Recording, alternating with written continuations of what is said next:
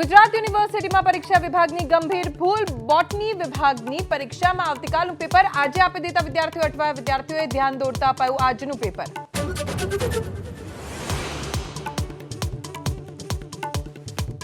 કેન્દ્રીય કેબિનેટની બેઠકમાં હાજરી આપી દિલ્હીથી પરત ફર્યા પરસોત્તમ રૂપાલા. ક્ષત્રિય સમાજના નેતાઓ સહિત તમામ સમાજનું સમર્થન. અમારા સમર્થનમાં તમામ સમાજ છે જ. ક્ષત્રિય સમાજના ઘણા બધા આગેવાનોએ મારી સાથે સમર્થન જાહેર પણ કરેલું છે.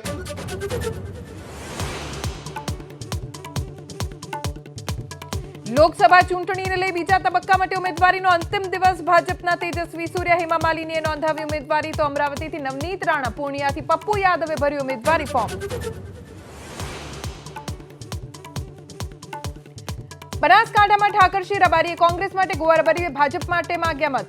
કેનીબેનને તમે બધા વોટ આલો, બે હાથ જોડી વિનંતી. ભારતીય જનતા પાર્ટીને આ વખતે ઘણા વર્ષોથી પેલી બાજુ હાથ વળેલો ગમે એમ કરીને આ વખતે આટલું કરજો.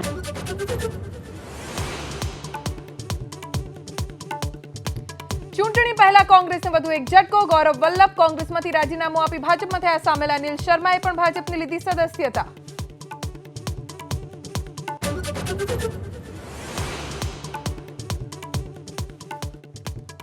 કોંગ્રેસમાં હટાવાયા બાદ હાઈકમાન્ડ પર વર્ત્યા સંજય નિરુપમ. કહ્યું, કોંગ્રેસમાં 5 પાવર સેન્ટર. પાર્ટી હાલ વૈચારિક રીતે દિશાહીન.